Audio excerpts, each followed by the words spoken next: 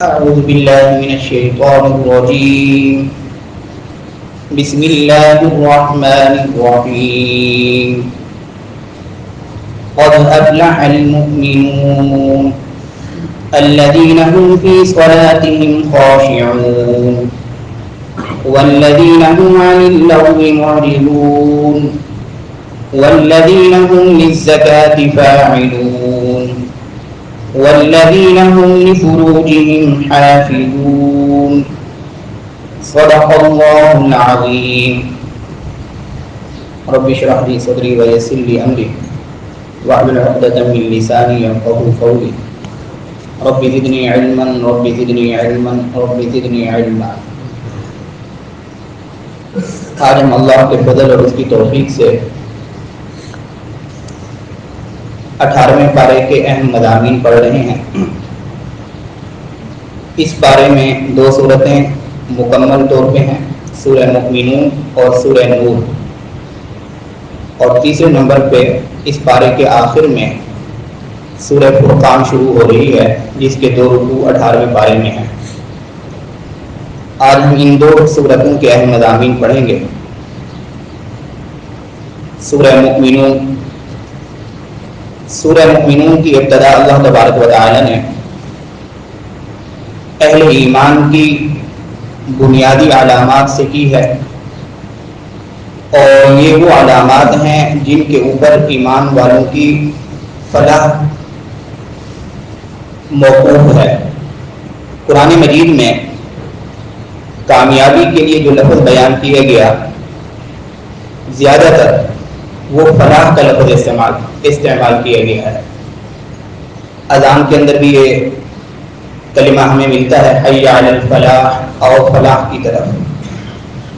پہلی بات یہ ذہن میں رکھیے، فلاح کا مفہوم کیا ہے. اردو زبان کیونکہ بڑی اس حوالے سے تنگ دامن ہے کہ عربی کے کچھ کلمات ایسے ہیں کہ ان کا صحیح مفہوم اردو زبان میں ممکن ہی نہیں ہے. ان میں سے ایک لفظ یہ ہے کلمہ فلاح کا. اردو زبان صحیح مفہوم اس کا بیان نہیں کر سکتی. ہم زیادہ سے زیادہ یہ کہہ دیتے ہیں کہ یہ لوگ کامیاب ہوں گے، لیکن کیونکہ کامیابی کا جو ایک تصور ہے وہ ہمارے ہاں بڑا محدود ہے. ہم تو کوئی شخص اگر پیپر میں پاس ہو جاتا ہے تو ہم کہتے ہیں کامیاب ہو گیا، کسی کو جاب اچھی مل جاتی ہے تو ہم کہتے ہیں کہ بڑا کامیاب انسان ہے. کوئی اگر اچھا کاروبار کر رہا ہے، بزنس کر رہا ہے، تو ہم اسے کیا کہتے ہیں کہ کامیاب بزنس مین ہے. بڑا محدود تصور ہے کامیابی کا. جب ہم یہی کامیابی کا لفظ قد افلح المؤمنون میں بولتے ہیں کہ تحقیق اہل ایمان کامیاب ہوئے، تو پھر یہ کامیابی کا وہ وسیع مفہوم ہمارے ذہن میں نہیں آتا جو مقصود ہے قرآن پاک کے اندر. اس کا مفہوم خلاصتاً کیا ہو سکتا ہے فلاح کا؟ بار بار قرآن فلاح کی طرف بلا رہا ہے اور علامات بیان کی جا رہی ہیں فلاح کی. فلاح کا مفہوم جو علماء نے لکھا ہے کہ ہر خیر کو پا لینا، ہر مراد کو پا لینا، اور ہر شر سے محفوظ ہو جانا، یہ فلاح کا مفہوم ہے. اب مجھے بتائیے، اس سے اوپر کا کوئی معنی تصور نہیں کیا جا سکتا. ہم میں سے ہر شخص ہر خیر کا متمنی ہے کہ مجھے ہر خیر مل جائے، دنیا کی بھی تمام تر خیریں مل جائیں اور آخرت کی بھی تمام تر خیریں مل جائیں. اور ہر شخص یہ چاہتا ہے کہ میں دنیا کے بھی تمام شرور سے بچ جاؤں اور آخرت کے تمام شرور سے بچ جاؤں. اب یہ جو کہا گیا کہ یہ اہل ایمان فلاح پانے والے ہیں، تو اس کا مطلب صرف یہ دنیا کی کامیابی، جزوی کامیابی نہیں، بلکہ اس کا مطلب یہ ہے کہ جن کے اندر یہ آگے آنے والی 7 علامات ہوں گی، یہ لوگ فلاح پانے والے، دنیا آخرت کی ہر خیر کو پانے والے اور دنیا آخرت کے ہر شر سے محفوظ رہنے والے. اس سے جامع کوئی تصور نہیں ہو سکتا فلاح کا. اب ان کی صفات کیا ہیں ان اہل ایمان کی؟ نمبر 1، ان کی نمازوں کے اندر خشوع ہوگا. نمبر 2، لغو کام اور لغو باتوں سے یہ لوگ اعراض کرنے والے ہوں گے، دور ہوں گے. نمبر 3، زکوٰۃ ادا کرنے والے ہوں گے. نمبر 4، اپنی شرمگاہوں کی حفاظت کرنے والے ہوں گے. نمبر 5، اپنی امانتوں کی پاسداری کرنے والے ہوں گے. نمبر 6، اپنے وعدے کو پورا کرنے والے ہوں گے. نمبر 7، اپنی نمازوں پر محافظت کرنے والے، نمازوں پر محافظت ہمیشگی، یہ نہیں ہے کہ رمضان کا مہینہ آیا ہے، اس مہینے میں تو ہماری مسجدیں بھر جاتی ہیں اور ہر جگہ کی مسجدیں بھری ہوں گی، ہر جگہ کی. جیسے ہی رمضان ختم ہوگا تو نمازوں کی چھٹی، نمازوں میں محافظت نہیں ہے، ہمیشگی نہیں ہے.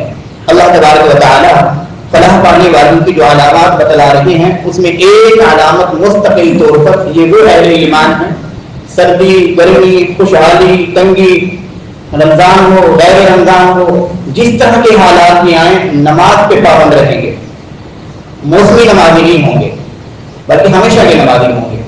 یہ 7 علامات ان اہل ایمان کی بتلائی گئی کہ جو فلاح کو پائیں گے. اور آخر میں فرمایا گیا اولئک هم الوارثون الذین یرثون الفردوس هم فیها خالدون، یہی لوگ در حقیقت جنت الفردوس کے وارث ہیں. جنت الفردوس یہ جنت کا اعلیٰ ترین مقام ہے. صرف جنت کے وارث نہیں کہا گیا بلکہ جنت الفردوس جن لوگوں کی زندگی کے اندر یہ 7 قسم کے اعمال آ جائیں گے، 7 قسم کے اعمال و اخلاق آ جائیں گے، یہ لوگ جنت الفردوس کے وارث ہوں گے. کل قیامت کے دن انہیں جنت کا اعلیٰ ترین مقام دیا جائے گا. اللہ ہم سب کو ان تمام علامات کے مطابق اپنی زندگی ڈھالنے کی توفیق عطا فرمائے. اس کے بعد اس کا اہم مضمون اللہ تبارک و تعالی نے رسول اللہ صلی اللہ علیہ وسلم کا انکار کرنے والے جو کافر تھے ان کے حوالے سے ممکنہ طور پر ایک سوالات کیے کچھ کہ کیا یہ اس وجہ سے ایمان نہیں لا رہے، کیا یہ اس وجہ سے ایمان نہیں لا رہے، کیا یہ اس وجہ سے ایمان نہیں لا رہے. آخر میں خود جواب دے دیا گیا کہ ان میں سے کوئی وجہ ہی نہیں. ایمان نہ لانے کی وجہ کیا ہے آپ علیہ الصلوۃ والسلام پر وہ آخر میں بیان کر دی گئی.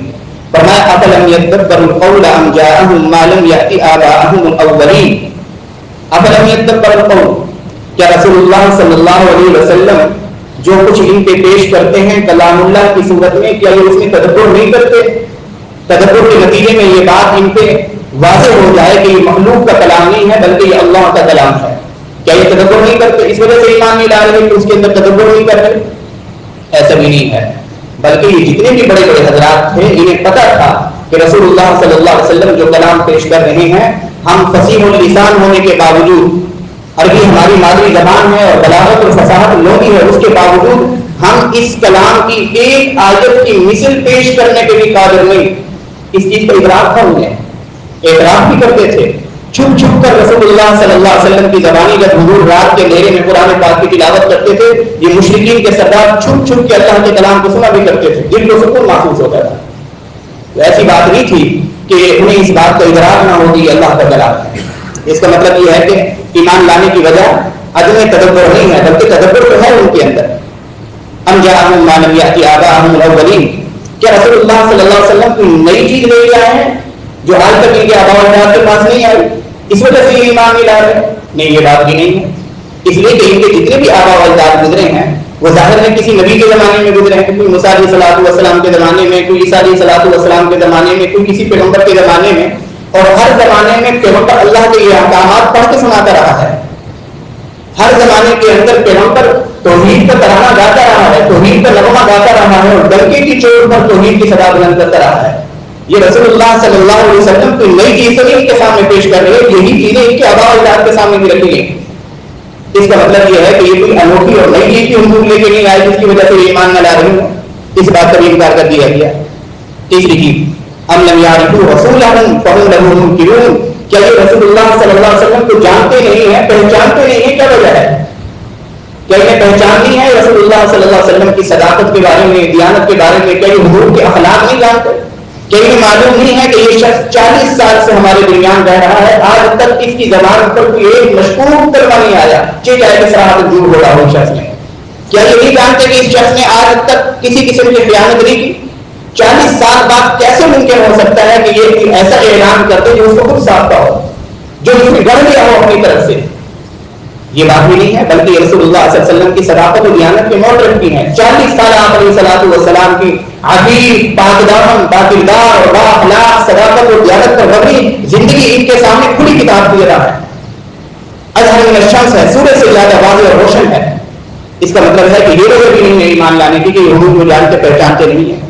تین چیزیں ہوں گی. چوتھی چیز ہم یقولون به جنہ، کیا یہ سمجھتے ہیں کہ نعوذ باللہ رسول اللہ صلی اللہ علیہ وسلم پہ جنون طاری ہو گیا ہے، حضور مجنون ہو گئے ہیں، اس وجہ سے ایمان نہیں لا رہے؟ نہیں، ایسی بات بھی نہیں ہے، بلکہ رسول اللہ صلی اللہ علیہ وسلم کی فہم و فراست، آپ علیہ الصلوۃ والسلام کی دانائی، آپ علیہ الصلوۃ والسلام کا کامل عقل ہونا ایک مرتبہ نہیں کئی مرتبہ یہ مشاہدہ کر چکے ہیں کہ جو معاملات ان سے نہیں حل ہو پا رہے تھے، رسول اللہ صلی اللہ علیہ وسلم نے ایسی تدبیر بتلا دی کہ وہ معاملات جو انتہائی پیچیدہ تھا وہ اس طرح حل ہو گیا۔ رسول اللہ صلی اللہ علیہ وسلم کی فہم و فراست بھی، آپ علیہ الصلوۃ والسلام کا کامل العقل ہونا بھی ان کے سامنے واضح ہے۔ پھر آخر وجہ کیا ہے؟ یعنی قرآن پاک کا بھی یہ ادراک ہے کہ یہ اللہ کا کلام ہے، اور یہ بھی جانتے ہیں کہ یہ کوئی نئی بات نہیں ہے، ان کے آباء و اجداد کے سامنے بھی یہ پیغام رکھا جاتا رہا ہے، اور یہ رسول اللہ صلی اللہ علیہ وسلم کی صداقت و دیانت کے بھی معترف ہے، سچائی کے بھی معترف ہے، اور یہ رسول اللہ صلی اللہ علیہ وسلم کو حقیقی معنی میں کوئی مجنون بھی نہیں سمجھتے، پتہ ہے کہ یہ انتہائی عقل مند شخص ہے۔ پھر آخر کیا وجہ ہے کیوں یہ آپ صلی اللہ علیہ وسلم پر ایمان لا رہے؟ آگے قرآن مجید جو بات اور جو وجہ بیان کر رہا ہے بڑی ویلڈ قسم کی، عقل کو لگنے والی، اور اس میں ہمارے لیے بھی سبق ہے۔ قرآن کہتا ہے بل جاءہم بالحق واکثرہم للحق کارہون، اصل اور بنیادی وجہ یہ ہے کہ رسول اللہ صلی اللہ علیہ وسلم جو کچھ لے کر آئے ہیں وہ حق ہے، اور یہ جو لوگ جتنے بھی رسول اللہ صلی اللہ علیہ وسلم کی مخالفت کرنے والے، ایمان نہ لانے والے لوگ ہیں، یہ سارے کے سارے وہ لوگ ہیں جن کے اوپر حق گراں گزرتا ہے، جن کی طبیعت حق کو قبول کرنے کے لیے تیار نہیں ہے، جو حق کے منکر ہیں، جو چاہتے ہیں کہ حق ہماری خواہشات کے تابع ہو جائے، ہمارے نظریات، ہمارے افکار، ہمارے عقائد اور ہمارے خیالات اور ہماری خواہشات حق ان کے تابع ہو کے آئے۔ لیکن اللہ تبارک و تعالیٰ کی منشا یہ ہے کہ میری اور آپ کی طبیعتیں، پوری دنیا انسانیت کی طبیعتیں، مزاج اور خواہشات سارے کے سارے اس دین کے تابع ہو گئے جو دین رسول اللہ صلی اللہ علیہ وسلم لے کر آئے۔ بنیادی فرق یہ ہے، یعنی جھگڑا کیا ہے؟ جھگڑا یہ ہے کہ یہ چاہتے ہیں کہ یہ جو کچھ لے کے آئے ہیں اس کے نتیجے میں تو ہماری طبیعت پہ زد پڑ رہی ہے، ہماری خواہش پہ زد پڑ رہی ہے، ہمیں ایسا حق قطعاً قبول نہیں ہے جس کی وجہ سے ہمیں اپنی طبیعت اور اپنی خواہش سے پیچھے ہٹنا پڑے۔ ہم اس حق کے تابع اپنی طبیعت کو نہیں کر سکتے، خواہش کو اس حق کے تابع نہیں کر سکتے۔ ہاں وہ حق لے کے آئیں کہ جو ہماری خواہش نفس کے مطابق ہو، جو ہمارے مزاج کے موافق ہو۔ یہ بنیادی وجہ تھی کافروں کے ایمان نہ لانے کی۔ آج تھوڑا سا ہم اس آیت کی اور اس وجہ کی جو قرآن مجید نے یہ وجہ بیان کی، حق بات کے انکار کی بنیادی وجہ، اس لیے کہ حق خواہشات نفس کے تابع ہو کے نہیں آتا، خواہشات نفس کے موافق نہیں ہوتا۔ حق تو ہوتا بھی عام طور پہ کڑوا ہے۔ آج ہم دیکھیں، ہم بھی بعض اوقات اگرچہ ہم مسلمان ہیں لیکن بعض اوقات ہم حق بات اس لیے قبول نہیں کرتے کہ ہماری طبیعت کے موافق نہیں ہوتا، ہماری خواہش نفس پر زد لگ رہی ہوتی ہے۔ میں نے پہلے بھی اس حوالے سے یہ بات رکھی ہے، اور یہ رویہ ہمارا بہت حد تک قابل تشویش ہے۔ اس میں اپنے آپ کو بھی مخاطب کرتا ہوں اور اس کے بعد آپ کو۔ ہمیں جو تجربہ ہوا ہے چھوٹی سی زندگی میں، اس لیے کہ عام طور پر ہمیں اللہ تبارک و تعالیٰ نے ایک جگہ پہ لگا دیا ہے باوجود اپنی ناکامیوں کے۔ جب لوگوں کے سامنے فضائل رکھے جاتے ہیں، فضائل، تو سب لوگوں کی طبیعتوں کے اندر بشاشت ہوتی ہے، چہرے کھلے نظر آتے ہیں۔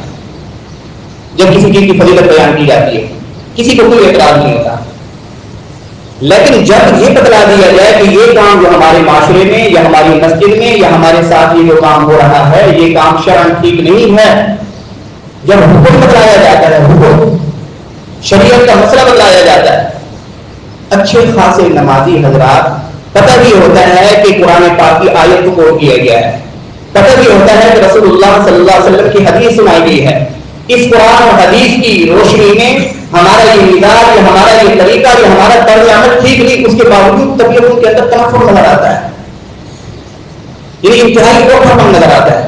تو یہ بات کیوں کی گئی ہے؟ اس کا مطلب ہے کہ پھر ہمیں کام تشریح کی جا رہی ہے، ایسا حکم بتایا جا رہا ہے، ہماری خواہش نفس پہ زد پڑ رہی ہے۔ یہ رویہ کس کا تھا میرے بزرگوں دوستوں؟ یہ رویہ مشرکین مکہ کا تھا۔ اگر حق سن کے میرے چہرے کے اوپر تنفر کے آثار پیدا ہوتے ہیں تو میں بھی انہیں کے طرز عمل میں ہوں، اور اگر کسی اور کے چہرے کے اوپر حق بات سن کے، حق بات قرآن اور سنت کا حکم سن کے، مسئلہ سن کے اگر کسی شخص کے چہرے کے اوپر ناگواری کے اثرات ظاہر ہوتے ہیں تو اس کا طرز عمل بھی مشرکین کا تھا۔ اس لیے حق بات کو بڑی خندہ پیشانی کے ساتھ، وہ وسعت ضبطی کے ساتھ قبول کرنا چاہیے کہ اب حق آ گیا ہے۔ حضرت عمر فاروق رضی اللہ تعالی عنہ کتنے بڑے شخص ان کے بارے میں آتا ہے کہ ان کا یہ وصف تھا کانا وقافن، کہ وہ اگر کسی شخص نے مثال کے طور پر تو ان کو تنبیہ کر دی ہے کہ آپ نے یہ جو بات کی ہے مثال کے طور پر یہ بات اس طرح نہیں ہے، قرآن کی آیت سے ثابت کر دیا ہے کہ قرآن تو کچھ اور کہہ رہا ہے اور آپ کچھ اور کہہ رہے ہیں۔ رسول اللہ صلی اللہ علیہ وسلم سے میں نے ایک حدیث سنی ہے، حضور تو یہ فرما رہے تھے اور آپ یہ فرما رہے ہیں، فوراً رک جاتے تھے اور کہتے تھے کہ نہیں، اب عمر کی اس رائے کے مقابلے میں اللہ کا حکم آ گیا اور رسول اللہ صلی اللہ علیہ وسلم کی حدیث آ گئی، اب عمر کے لیے یہ کسی صورت میں ممکن نہیں ہے، اور عمر کی کیا مجال ہے کہ عمر اس آیت کو اور اس حدیث کو سننے کے باوجود اپنے اس طرز عمل پر جمع رہے، عمر کے لیے ممکن نہیں ہے۔ اس لیے ہمیں بھی یہ مزاج بنا لینا چاہیے کہ اگر کوئی ہماری زندگی میں کوئی ایسا رویہ ہے یا کوئی ایسی عادت ہے، اگر اس کو تبدیل کر دی جاتی ہے قرآن و سنت کی روشنی میں کہ یہ عادات و اوصاف اہل ایمان کی نہیں ہے، بلکہ یہ اللہ تبارک و تعالیٰ نے منافقین کی علامات میں ان کو شمار کیا، اللہ تبارک و تعالیٰ نے کافروں کی علامات میں ان کو شمار فرمایا، تو فوراً پھر ہمیں اپنی اصلاح کی طرف آ جانا چاہیے اور جس نے متنبہ کیا ہے اس کا احسان ماننا چاہیے کہ وہ ہمارا محسن ہے، اس نے متنبہ کیا ہے، لیکن تنبیہ کرتے وقت یہ ذہن میں رکھنا چاہیے کہ کسی کی تجلیل مقصود نہ ہو، توہین مقصود نہ ہو، بلکہ اصلاح اور ہمدردی اور خیرخواہی کے جذبے کے ساتھ بات کی جائے۔ اور اس کے بعد ایک اہم مضمون بیان کیا گیا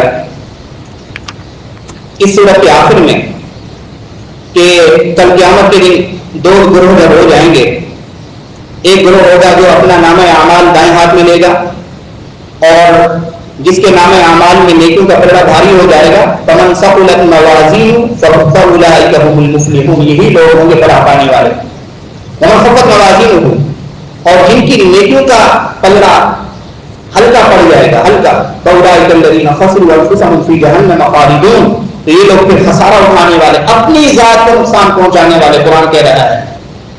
اس لیے یہ بات ذہن میں رکھ لینی چاہیے، کفر کرنا، نفاق کرنا، شرک کرنا، بدعات کا ارتکاب کرنا، قتل کرنا، زنا کرنا، جھوٹ بولنا، جتنے بھی گناہ ہیں ان گناہوں سے کوئی شخص نہ دین کا نقصان کر رہا ہے نہ اللہ اور اس کے رسول کا نقصان کر رہا ہے، اپنا نقصان کر رہا ہے، اپنا۔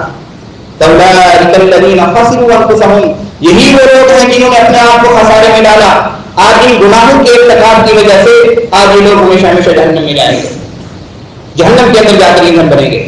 اس لیے جب بھی کوئی گناہ کا داعیہ پیدا ہو تو یہ آیت ہمارے سامنے آ جانی چاہیے کہ جس طرح ہم دنیاوی طور پہ اپنے آپ کو نقصان پہنچانے سے، اپنے آپ کو نقصان کی زد میں لانے سے ہر ممکنہ کوشش کرتے ہیں کہ بچ جائیں، ہمیں دنیاوی نقصان نہ پہنچے، اسی طرح اخروی نقصان، آخرت کا خسارہ دنیا کے خسارے سے بڑا ہے۔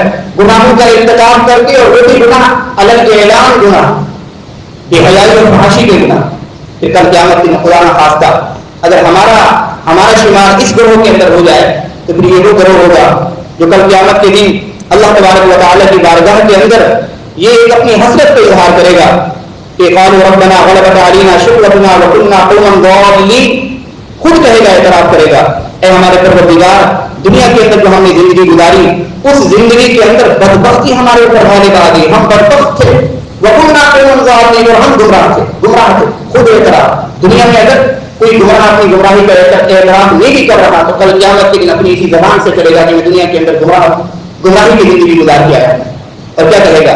ربنا اخرجنا منها فإن عدنا ظالمون، اے الہ العالمین ایک موقع اور دے دیجیے، نکال دیجیے جہنم سے، دنیا کی زندگی ایک مرتبہ اور موقع دے دیجیے، ایک مرتبہ اب نیکی کی زندگی گزار کے آئیں گے۔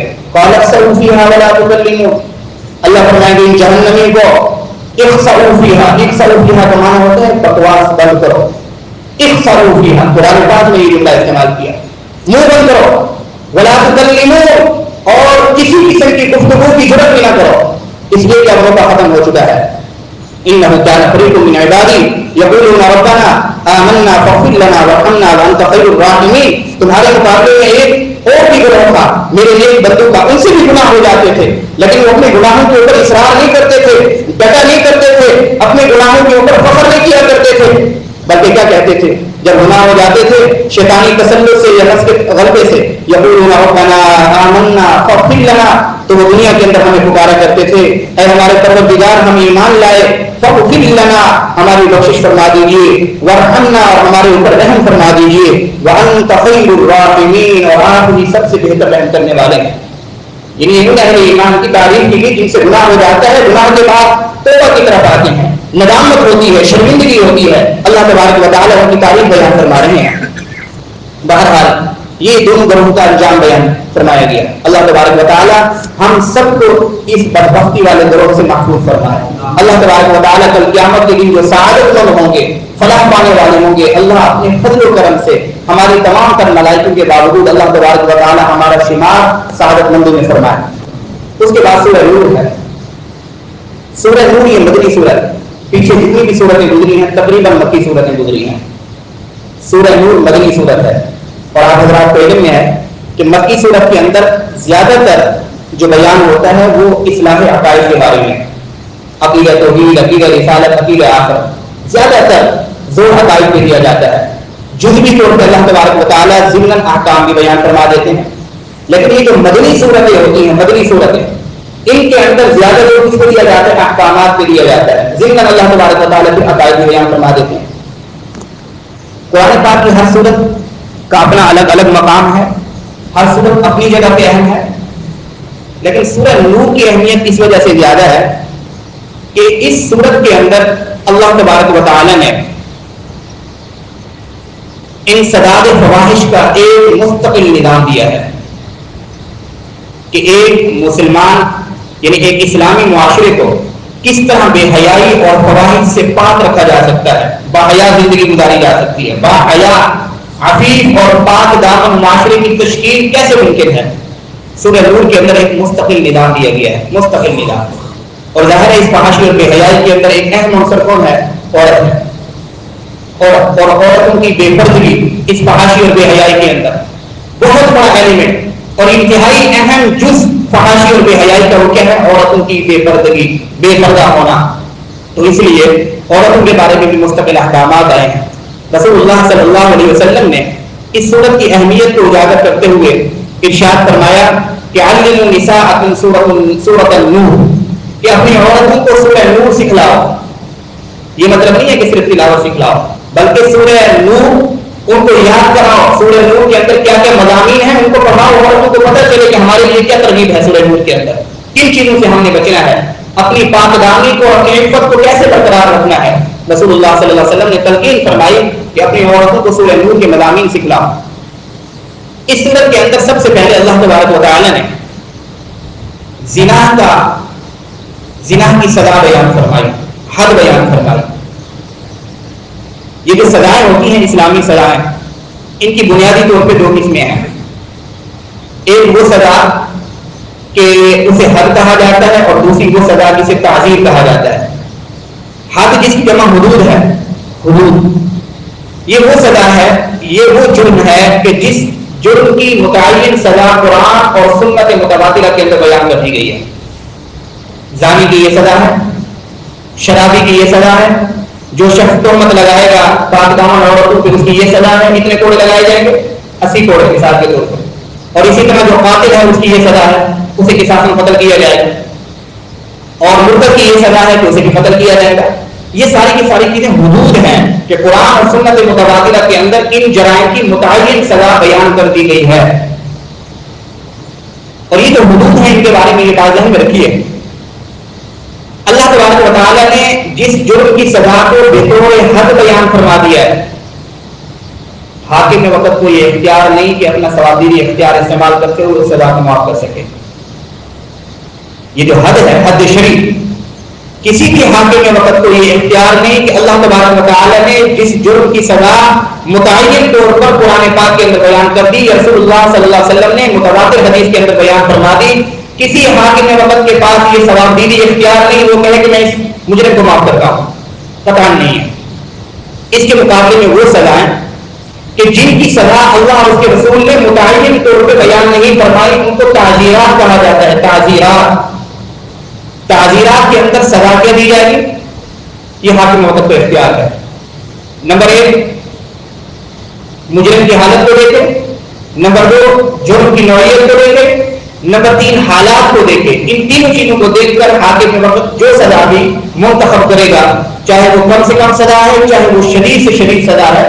بعض اوقات حاکم وقت کو تعزیرات کے بعد کے اندر یہ اختیار بھی ہوتا ہے کہ وہ حدود کی طرح سخت ترین سزا منتخب کر دے. یہ اس وقت کے حالات کو دیکھ کر، جرم کی نوعیت کو دیکھ کر، مجرم کے حالات کو دیکھ کر یہ سب کچھ حاکم وقت کو اس بات کے لیے اختیار دیا جائے گا کہ وہ فیصلہ کرے.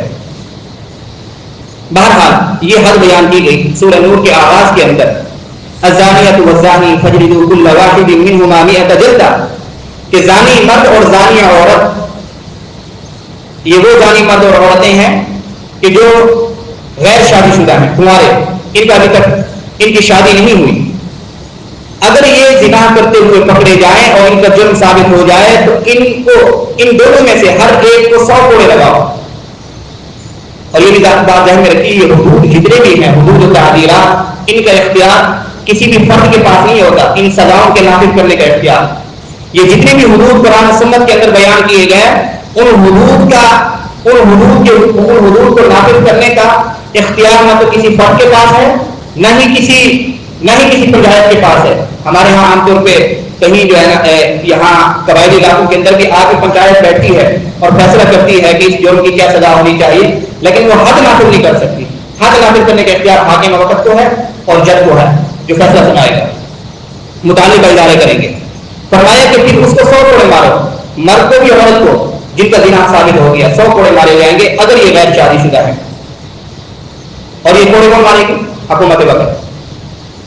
اور اگر وہ غیر شادی شدہ نہیں ہے، شادی شدہ ہے، تو اس کی سزا سنت کے اندر بیان کی، قرآن پاک کے اندر نہیں ہے، سنت کے اندر. اور یہی سزا خلفائے راشدین کے زمانے کے اندر رہی.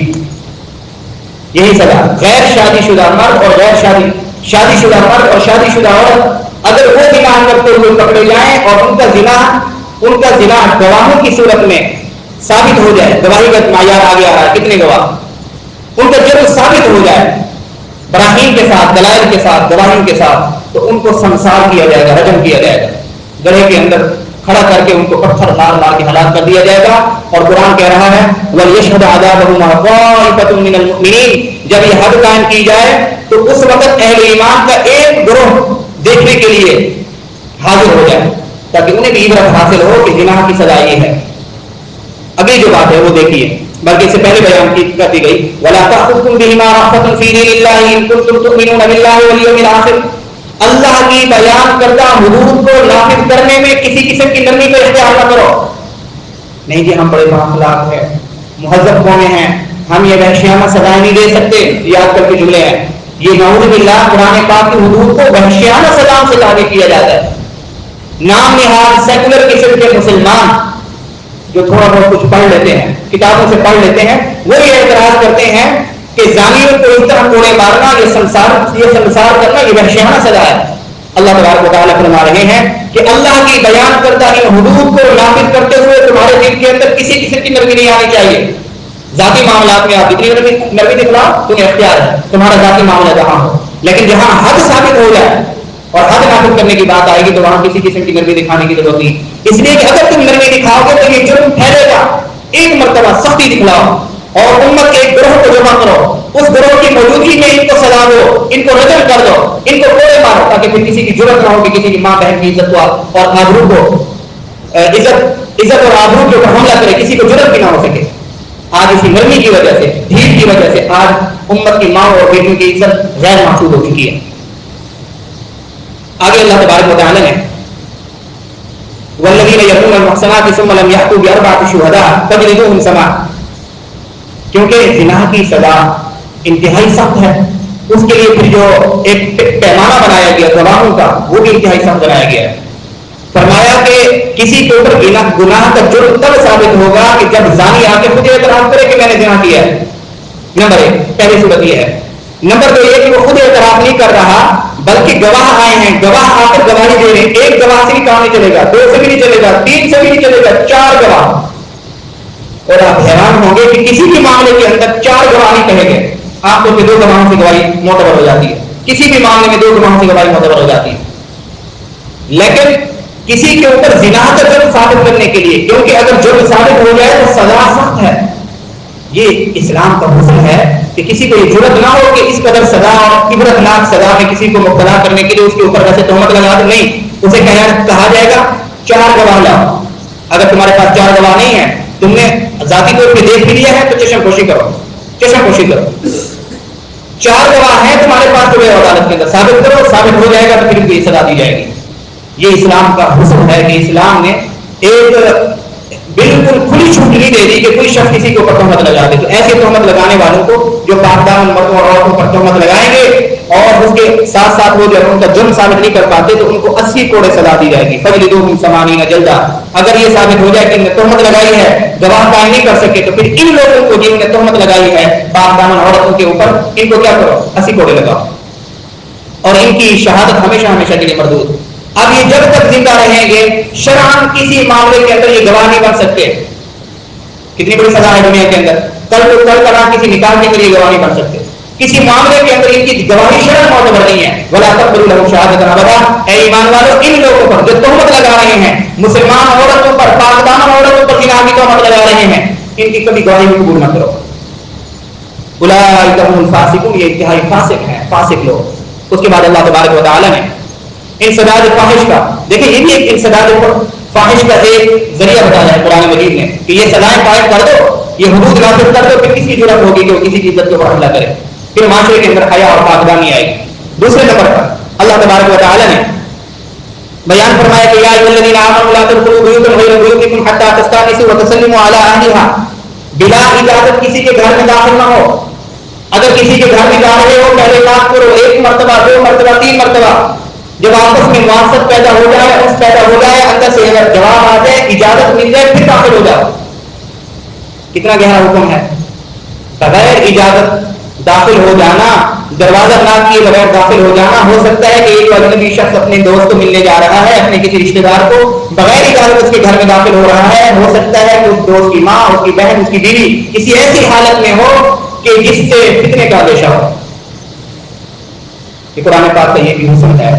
قرآن پاک ہمیں سکھلا رہا ہے کہ اگر تم انسداد فواحش کرنا چاہتے ہو, فحاشی کو ختم کرنا چاہتے ہو, تو اس کے اندر ایک مضبوط کام تمہیں یہ کرنا پڑے گا کہ اپنے گھروں کے اندر, اس 4 دیواری کے اندر تمہاری عورتیں رہتی ہیں, اس 4 دیواری کے اندر تمہاری اجازت کے بغیر, تم مردوں کی اجازت کے بغیر کوئی اجنبی اس گھر کے اندر نہ گھسے. اور یہاں پہ صرف یہ کہا گیا قرآن پاک کی دوسری آیات کے اندر, احادیث پاک کے اندر باقاعدہ استئذان یعنی اجازت لینے کے آداب بتلائے گئے, طریقے بتلائے گئے کہ یہ شخص جو جا رہا ہے یہ دروازے کے سامنے نہیں کھڑا ہوگا, سائڈ پہ کھڑا ہوگا.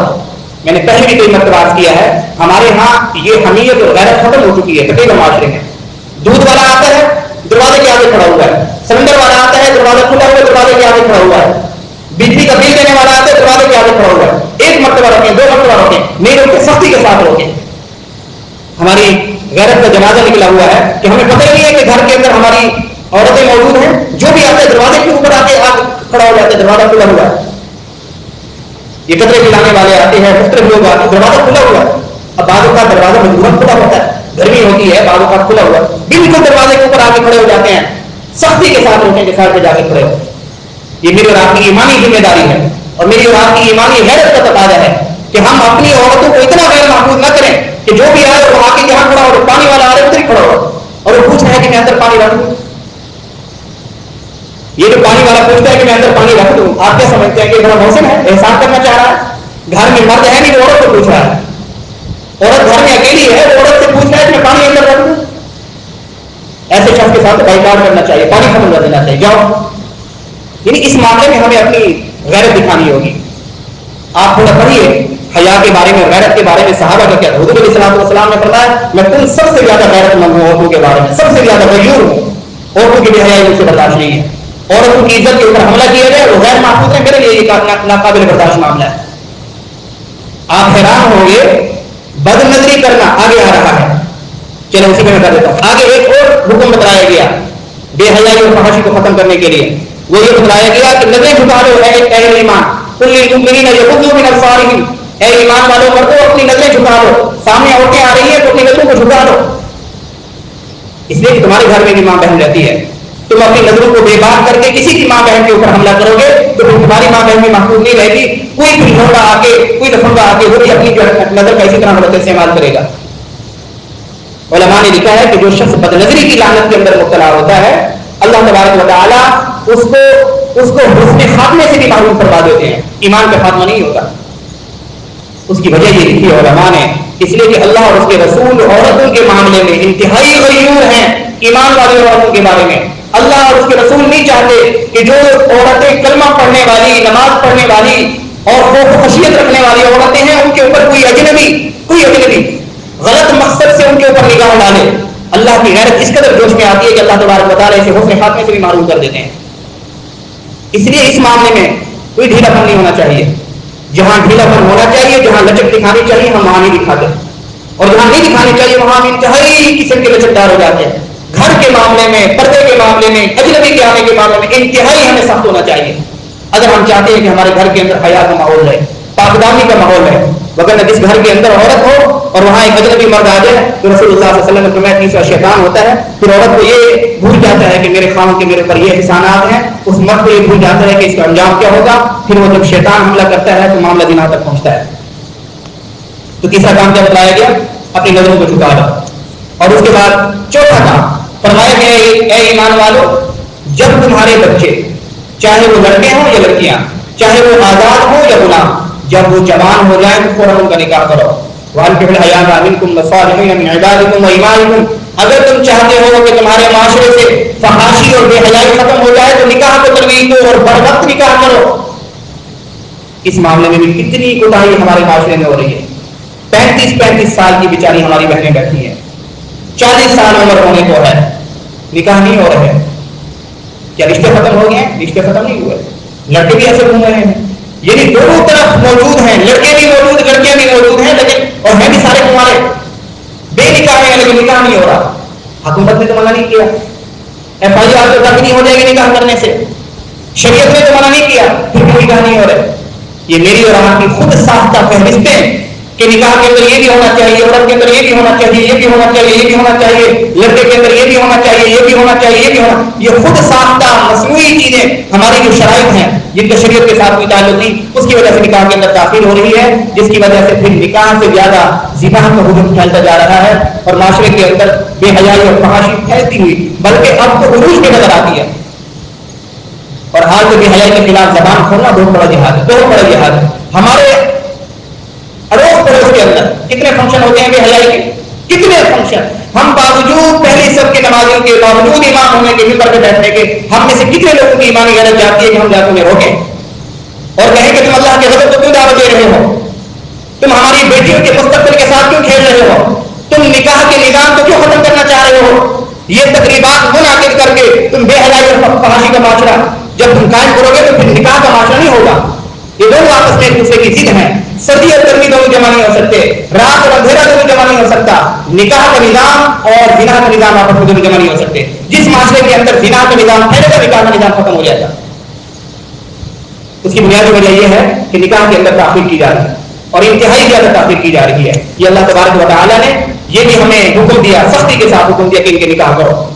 یہ 4 چیزیں میں نے آپ کو اختصار کے ساتھ بتلائیں، 5ویں بھی سن لیجیے اختصار کے ساتھ، اور آپ کو حیرانگی ہوگی کہ قرآن کس قدر حساس تعلیمات دیتا ہے۔ اللہ تبارک و تعالیٰ فرماتا ہے وہ تو اجنبیوں کا حکم تھا کہ تمہارے گھر کے اندر بغیر اجازت کے نہ آئے، تمہارے گھر کے اندر 3 اوقات ایسے ہیں، یہ مجھے اور آپ کو کہا جا رہا ہے کہ تمہارے اپنے چھوٹے بچے بھی ان 3 اوقات کے اندر والدین کے کمرے کے اندر پانے کی اجازت نہیں ہے۔